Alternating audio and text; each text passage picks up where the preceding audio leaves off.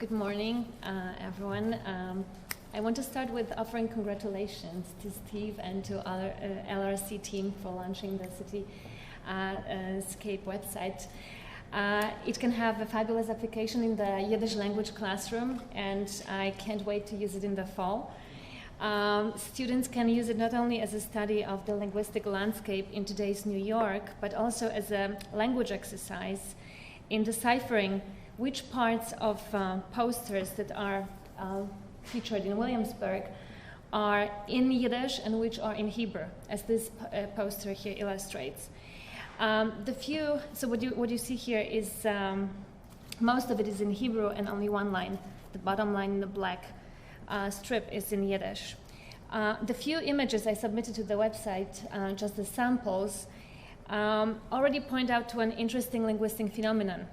Namely, that most of the signs that can be seen in Williamsburg, and Williamsburg is a neighborhood with a significant ultra-Orthodox Jewish population that is conventionally perceived as a Yiddish-speaking area. The signs show that most of the signs are bilingual, or a majority of them are actually in Hebrew. This was a very interesting discovery I made just recently. The names of the houses of prayers and schools are understandably in Hebrew, but it is surprising that posters on lampposts, like the one you've just seen, is in Hebrew. The Cityscape's focus on the contemporary linguistic landscape in New York can also serve as a wonderful complement to another digital project that is currently developed at Columbia, the Mapping Yiddish New York, an expanding online archive that focuses on documenting Yiddish cultural history of New York and aims to become an ultimate resource on Yiddish New York to be used in the classroom as well as by researchers, scholars, and general public. The Mapping Yiddish New York launched in 2014 and developed in close cooperation with Columbia Center for New Media in Teaching and Learning, and I'm happy to tell you that Kenny Hirschman, the project manager on the CC NMTL part, is here. So the website is dedicating to mapping Yiddish culture in New York now and then, and to providing original materials in Yiddish and English in entries generated both by students and experts. So today I'm going to give you a very brief overview, a case study of the pragmatic application of the City of New York in the classroom. One of the objectives of the Mapping Yiddish New York is to serve as a teaching tool for languages as well as literature and culture classes.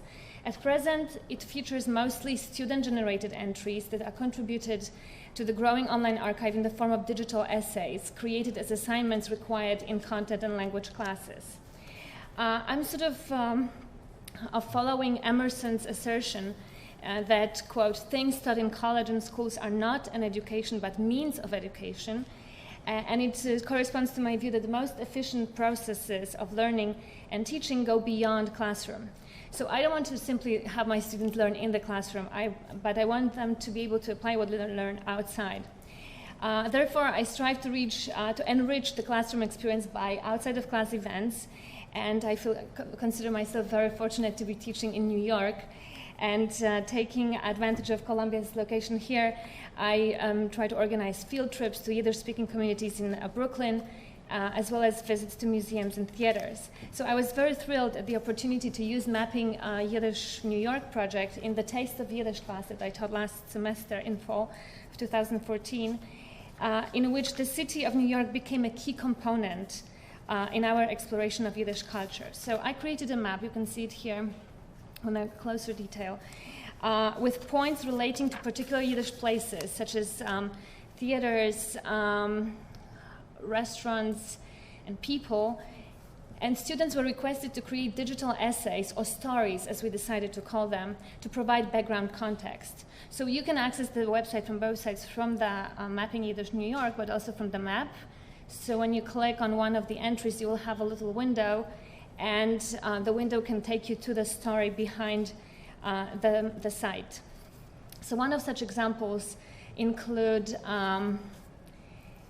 tracing the production history of one of the most famous Yiddish plays, the Dybbuk, or Between Two Worlds, that has been performed in New York over 20 times in the last 100 years. So I created the Dybbuk sites, but the students were asked to write stories, and here you see a link to a story that was created by one of the students. So what you see here is an example of a digital essay that they created. We then went on a tour of Lower East Side, which I organized through the Tenement Museum, and the following assignment was to choose one of the sites visited during the tour, so it links to the walking tours around the city, and write a digital essay about it. So here we can see screenshots of an essay on Ridley's department store of Lower East Side. Then a dining out experience with the students was followed by assignment engaging with food in New York. So they were asked to write a story about a restaurant or a deli. So here we see the Second Avenue deli, and then to make a video about typical Jewish dishes, like this one.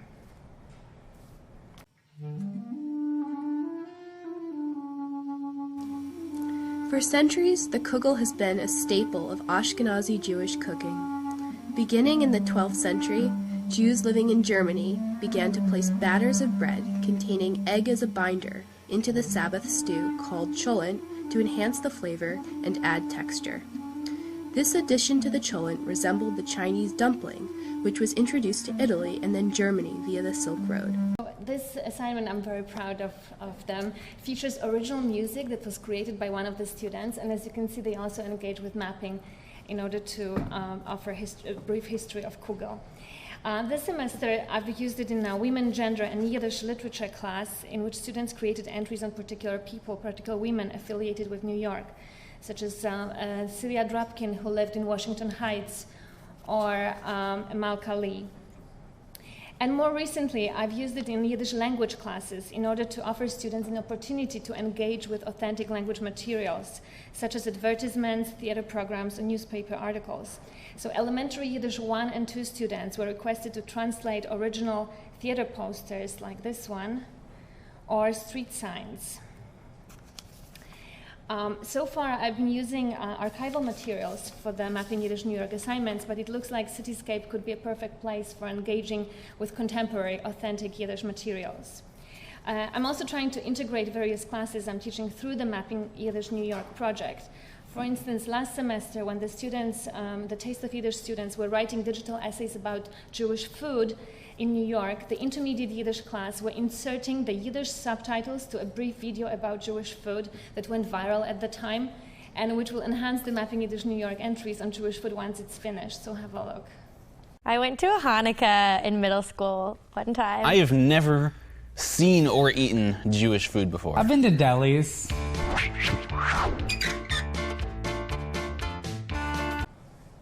So the idea behind these projects is to encourage students to engage with the city in a meaningful way and enable students to ask questions about city space and its role in shaping the history of various ethnic groups. The visual contextualization of the cultural history of Yiddish New York achieved through mapping is tremendously advantageous in our understanding of geographical distribution and the significance of spatial concentration of particular Yiddish activities. For instance, you can see that theaters were located, the Yiddish theaters were located around 2nd Avenue, businesses on Lower East Side, and the Dibuk performances that basically possessed the entire city, as it were. The digital mapping sheds light on possible interactions between various groups and allows the viewers to engage with audiovisual materials that enhance the stories. So this is the work in progress, really. It's actually only the second semester that it has been used in class.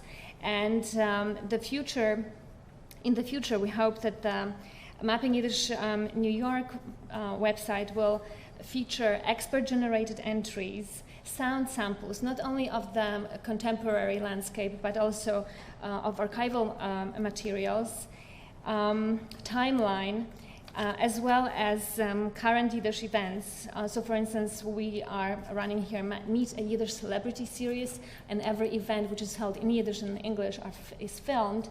So hopefully soon there will be short videos of these events. And then I'm really fascinated by the create your own walk idea. The digital projects have met with enthusiastic embrace by the students who requested more digital assignments and expressed appreciation of the wide range of possibilities offered by new media that allow them to enhance conventional essays by audio and visual materials. Furthermore, having engaged with digital assignments in Yiddish classes, my students repeatedly expressed a wish that professors require digital essays in other courses as well. So if you're teaching here, you can take a note of that. In addition to exploring the world of Yiddish culture and enhancing their linguistic acquisition through a cultural context, the students also acquired skills in academic research and digital publishing, skills that will be more and more often required of them in their future professional lives. And finally, the fact that they are contributing to a growing public online archive has given them a sense of accomplishment and satisfaction that goes beyond a well-written paper. The city of New York has played an enormous role in the development of American Yiddish culture, and the digital engagement with the city in Yiddish classroom through projects such as Mapping Yiddish New York has tremendous benefits, not only in terms of research and scholarly exploration of the culture, but also in changing the outside view of the language itself. The Yiddish language has been considered dead or dying for decades. Interestingly, it was regarded as dying even when 12 million people spoke it before the Second World War. But nowadays, with the number of Yiddish speakers estimated between 700,000 and 3 million, this claim is taken much more seriously. Historical factors such as the genocide of 6 million Yiddish speakers during the Holocaust, physical displacement of the survivors to other countries, most often America and Israel, language assimilation in the United States, as well as the establishment of the State of Israel with Hebrew as the official language, caused a devastating decline in the Yiddish-speaking population. However, the integration of technology in the classroom and online learning opportunities appear to be strongly affecting the status of Yiddish in the 21st century. New media, as we all know, is the language of today's students, who are often referred to as digital natives, and who, as Renee Rubin-Ross put it, are naturally drawn to shareable online projects with a creative component. So engaging with the city by taking the students outside of the class and bringing the city into the classroom blurs the boundaries between the academic learning environment and the real life, thus enhancing the educational process.